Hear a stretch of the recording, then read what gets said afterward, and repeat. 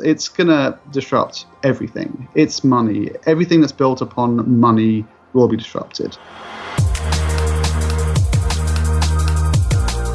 This is the Ideas Lab podcast, where you can learn from great creative and entrepreneurial minds how to turn your ideas into original businesses, books, and brands. Because in a crowded world, it pays to stand out. This is your host, John Williams, best-selling author and founder of the Ideas Lab London. Bitcoin and other cryptocurrencies are set to change the way we live, work, and do business radically. I wanted to speak to somebody to get a kind of beginner's guide to Bitcoin and to other cryptocurrencies and find out how it works, why we should care, and how we go about buying some Bitcoin if we want to take a chance on investing in some. So I'm delighted to have Marc Warne on this episode of the podcast. Marc runs the trading platform Bitilicious.com, which he designed from the beginning to be as easy to use as possible for beginners. And he's great at explaining the principles of cryptocurrencies to the complete novice, as I heard recently in his interview on Radio 4.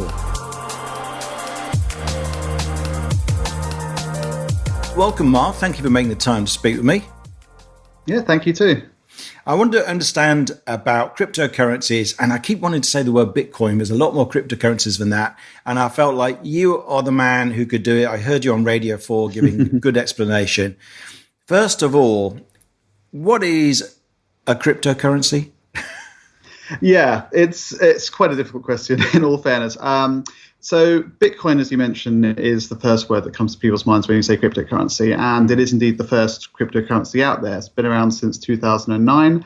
But really what Bitcoin is, and this kind of the basic of cryptocurrencies, is a way to, for Bitcoin's sake, to send money, to receive money and to hold money without having to involve anybody else. So when you send money nowadays, you need to go to your bank, apply for a bank account, try and send money.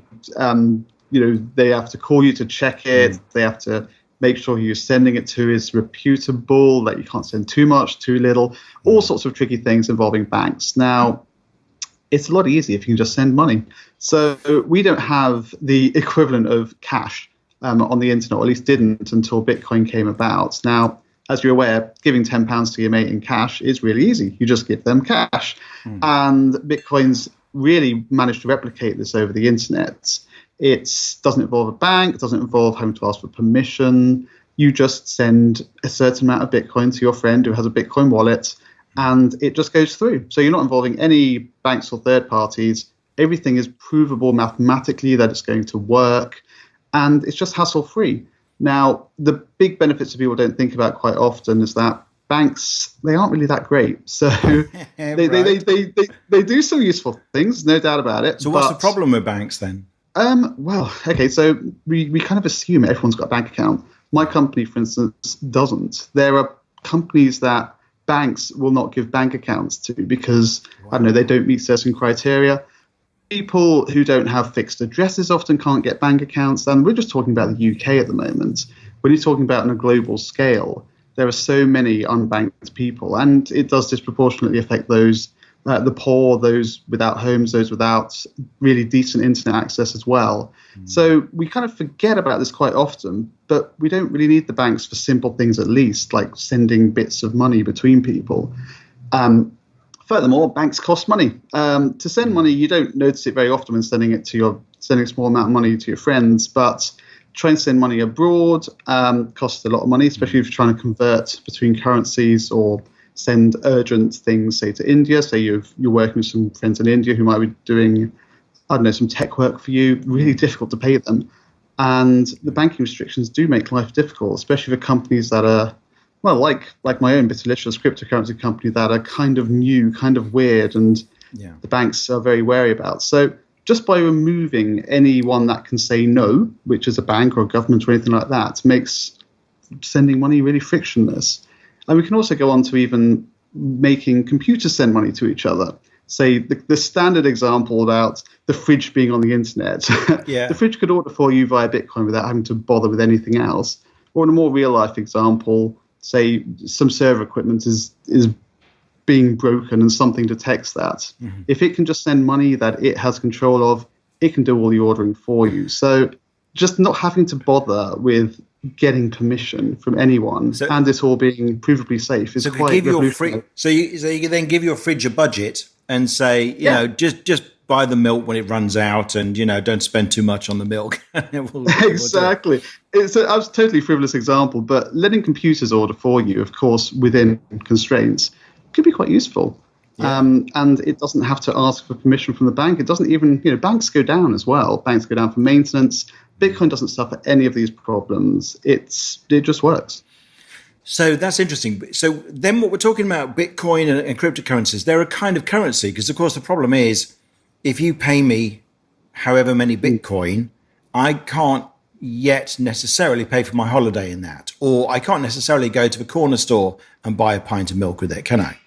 Yeah, well, it's early days for this. I mean, exactly. It will be in the future, I think. But yeah, like any other currency, you often have to convert between currencies. So a Bitcoin is worth a Bitcoin. It's worth a fluctuating amount of pounds, euros, dollars, yen, however you want to do it.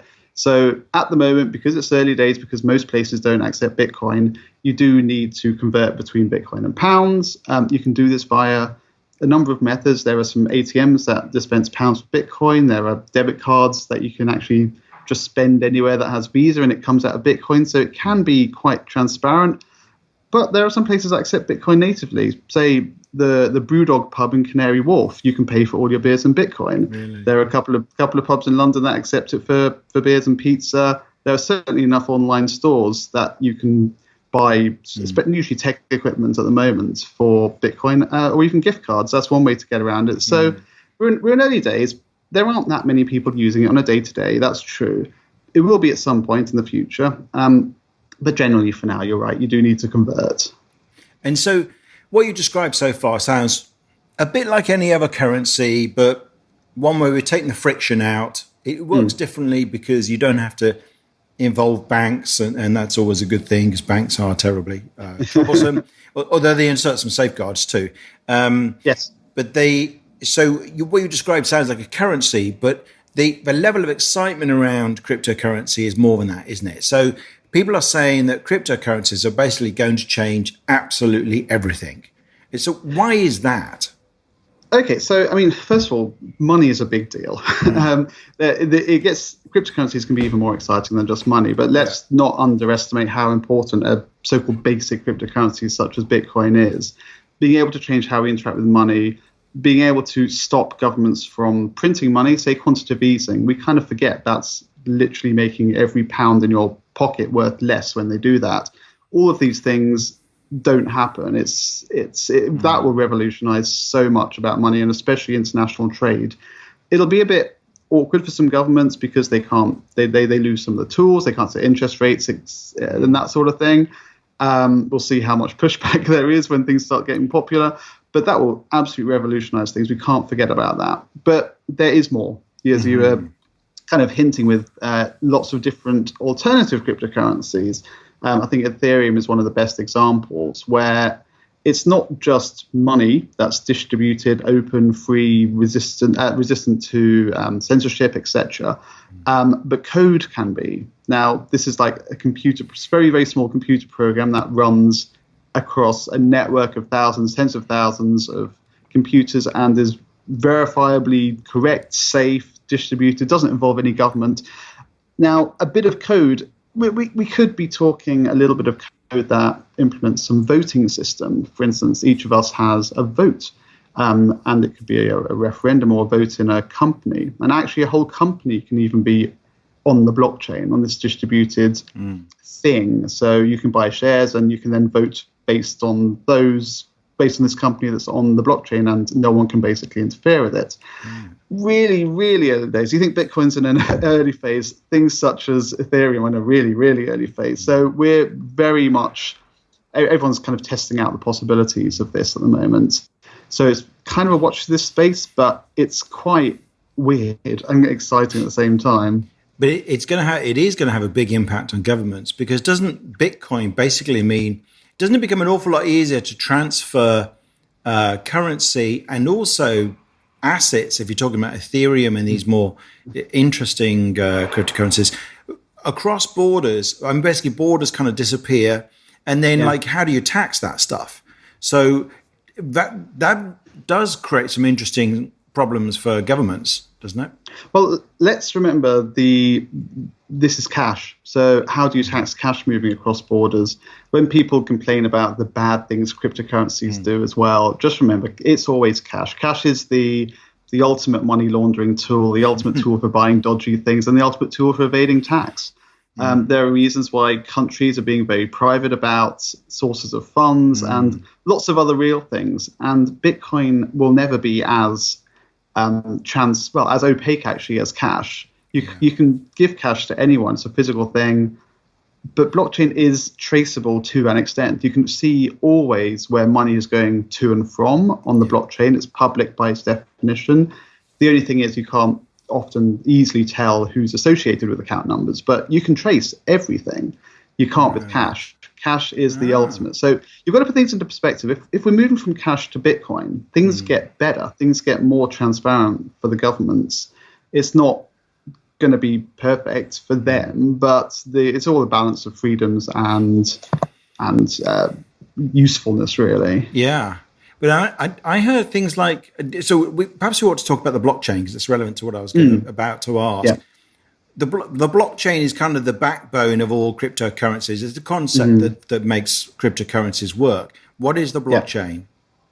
Yeah. Okay, so we're going into the technicalities of Bitcoin now. Really, the reason this is revolutionary is because this was a problem in computing that people thought couldn't be solved, which was, if you have thousands of computers, how do you get them to agree on something? If they're untrusted, they're run by even foreign entities, foreign companies, or people that just want to steal money, how do you get them to agree on it? And the blockchain is the answer to this computer science problem. Now, from when Bitcoin first came, you had it's made a block. Now, a block is essentially a provable amount of work. So if you have a computer solving a pointless equation essentially, but it takes time, it provably takes a long time. And when the solution comes out, it publishes it, and it's easy to check the solution. So it takes a long time to do that, but then you've made a block. Someone else needs to then make a block to build on top of that. So you've got a little stack, i.e. a blockchain. Now, why would you make a computer pointlessly do an equation? Yeah. You do it to earn Bitcoin. So every time you win, really, you manage to solve this equation, you get a certain amount of Bitcoin. And so if Bitcoin's worth money, you get money. So it it's quite an interesting economic thing. It really incentivizes people to try and make the quickest computers they can to solve these pointless equations.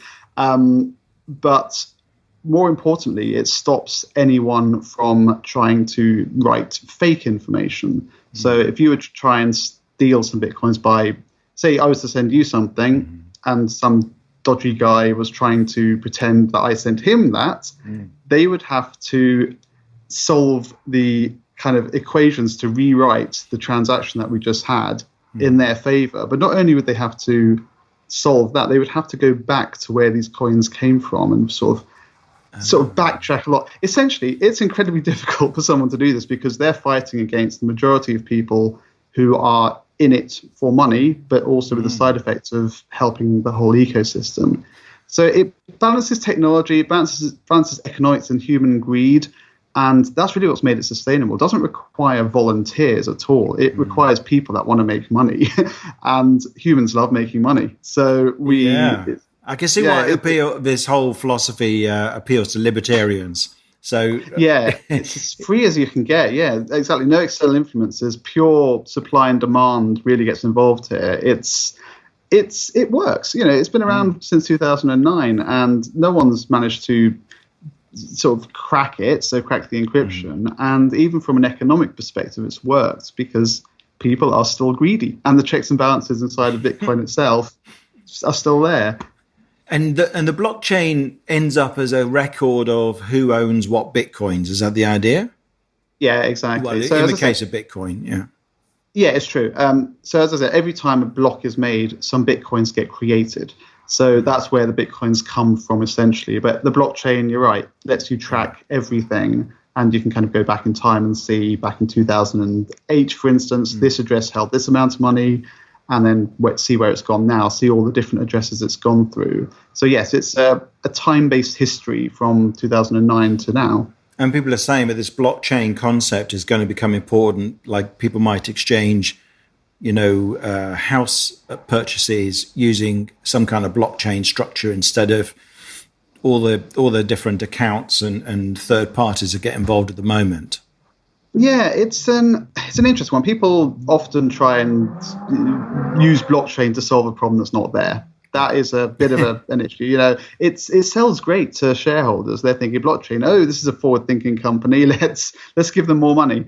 Blockchain isn't a solution to everything. That's just a way to get people excited. But yeah, there are some things. I think the housing example is a possible one because, say, I forget the registry of houses. I forget what it's called, the land registry. If that information was made a bit more publicly available, maybe you could track kind of who owns certain bits of land on a public ledger, and then given the appropriate authorizations, maybe you could transfer it between people. Certainly the money side of things gets a lot easier. You don't have to involve everyone, really. You can do cool things such as sending money into a shared account that doesn't then get released until both parties agree. Yeah. So you can get rid of the need for certain escrow things, i.e. get rid of the need for essentially lawyers that might want to hold money until everything goes through. Yeah.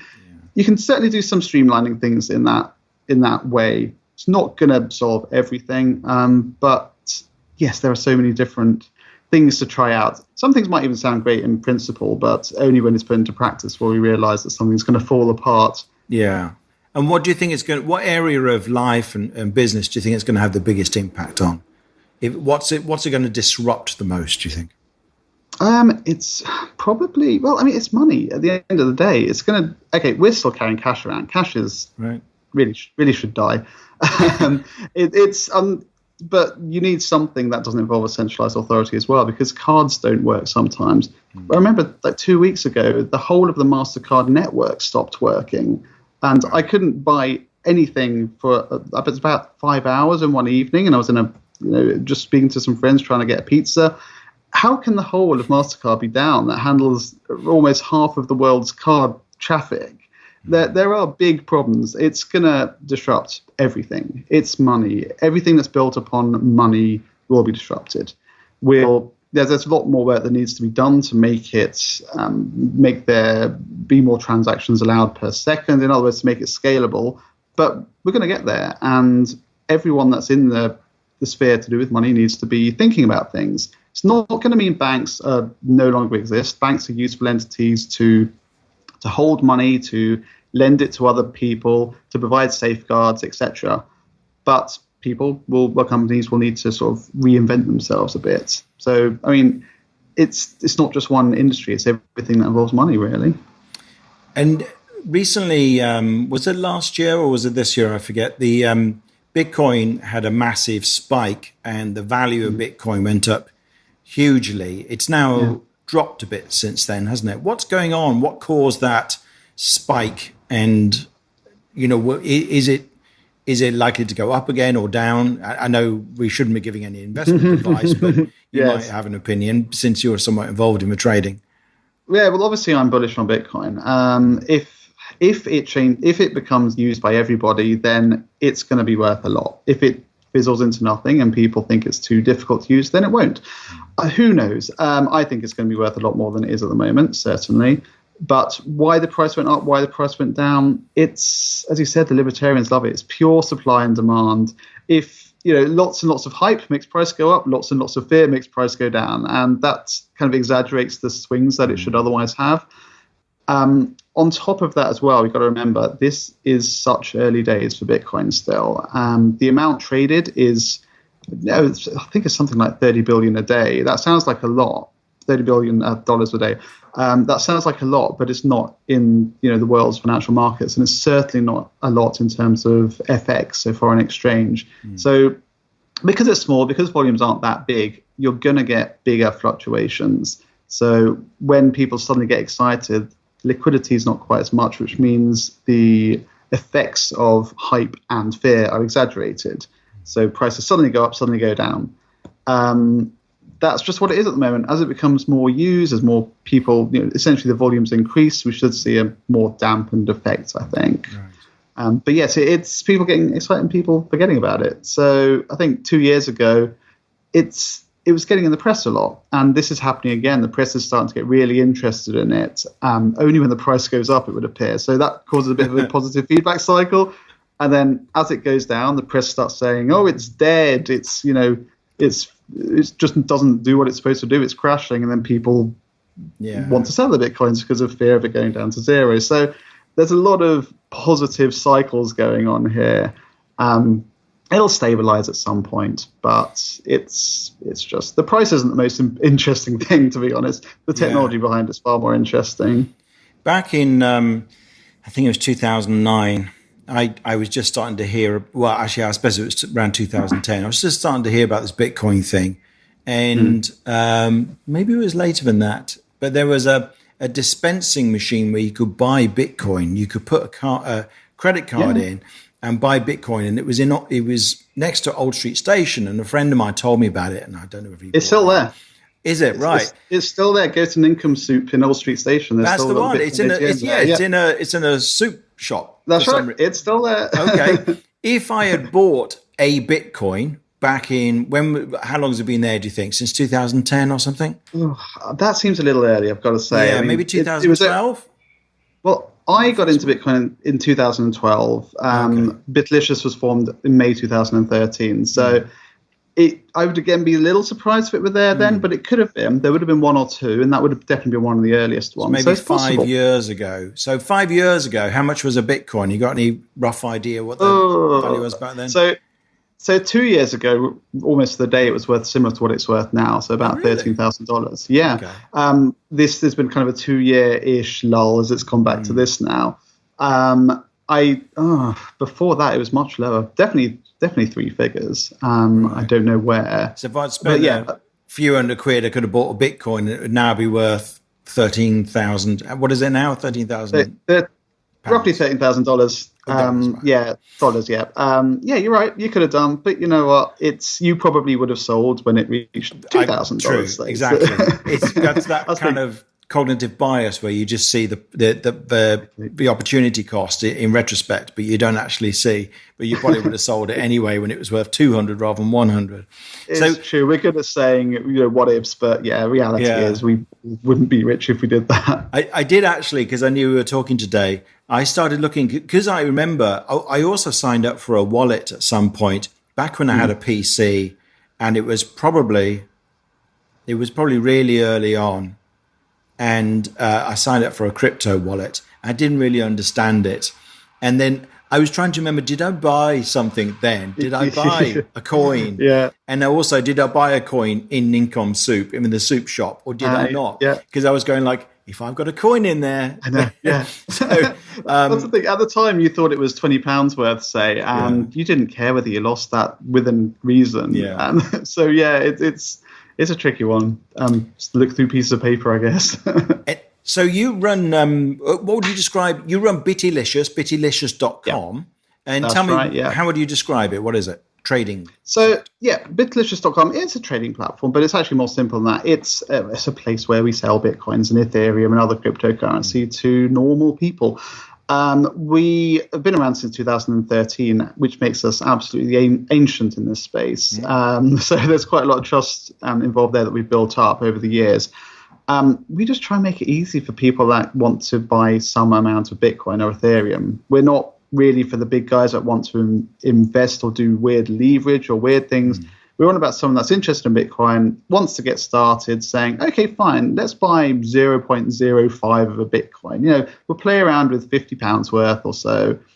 Bitlicious is the place to do that. We're very good at hand holding. Our support team is really quite nice. Basically, we won't call you stupid in any way if you don't understand what's going on. We have a few good guides, but more importantly, we're trustworthy. We keep the process extremely simple, and we try and guide you through it. You can look at our reviews and just hope we're here to get you into the ecosystem. And really. I think I follow one of your links to one of your guides, which is it's the links on the front page. So if anyone's listening to this and wants to go more into cryptocurrency and Bitcoin and so on and the blockchain, then reading your guide is quite a nice kind of, it's a bit like your own version of Wikipedia, but sometimes Wikipedia is not that readable, to be honest. So you've done a nice version for people.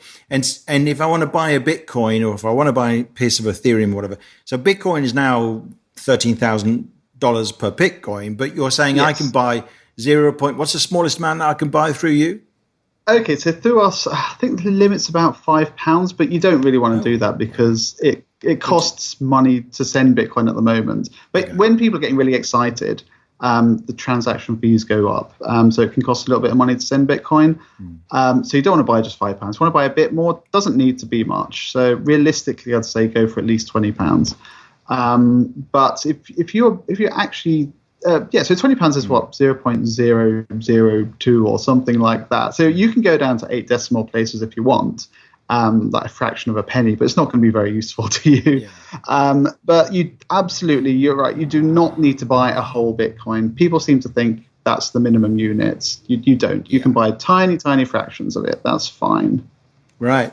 And why did you want to create Bittylicious? Why did you start out wanting to put this thing together? I'm very pro Bitcoin. So I was looking around and thinking, when speaking to my friends about this, how do you buy Bitcoin? And the solutions there are all tricky. And the biggest problem I found with lots of other sites is that you go to the site, but then you need to pick who you want to buy Bitcoins from. So you get a list of 20 random people. You can try and assess all their scores and see how trustworthy they are and how quick they are. But that's really, really off-putting if you think you have to check out these random people online based on just a few lines of text. So my feeling was, okay, why do we need to trust random people? Why don't we just trust a trusted company? So Bittylicious holds what's known as the escrow. So if you pay, if you're trying to buy some Bitcoin, we lock Bitcoins on our end from someone that's selling them to you. And only when they send you the Bitcoin do they get the money, essentially. So you only have to trust us. Now, this could mean that someone on the back end of Bittylicious could run away, but they'll never be able to run away with your money. The other thing is as well, there are other parts to picking someone trustworthy. They could be someone really slow, someone that's rude to you, who knows. So if you make sure everyone on the Bittylicious platform is reliable, quick, good communication, and sort of have minimum standards for everybody, then you make the whole process a lot more seamless than any other platform. Now, this all comes actually from a slightly trickier problem in the UK where banks, as I hinted earlier, banks don't let companies like mine have a bank account, as crazy as it sounds. 6 years in, no high street bank will give Bittylicious a bank account, and that's the same with every other cryptocurrency company. Now, this is weird, but the way around it, on Bittylicious at least, is that you pay a broker on Bittylicious directly, but we hold the Bitcoin safely for you. So you pay someone else who's trusted, who's been vetted and everything. So you're not going to be a dodgy person, but it doesn't matter what they do really, because we've got your Bitcoin and we will send it to you when we need to. So it started off as a way to get around these annoying problems where the banks are terrible. And remember, we only really have sort of 5 real banks because of clearing banks. They hold all the strings to the real retail banks. But yeah, that's where it came about. It's a bit of a weird system, but it means you trust Bittylicious, no one else, and it's really, really simple for the end user to use. Yeah. So yeah, it's this kind of gap in the market. It's a usability gap, basically, Bittylicious fills. Yeah.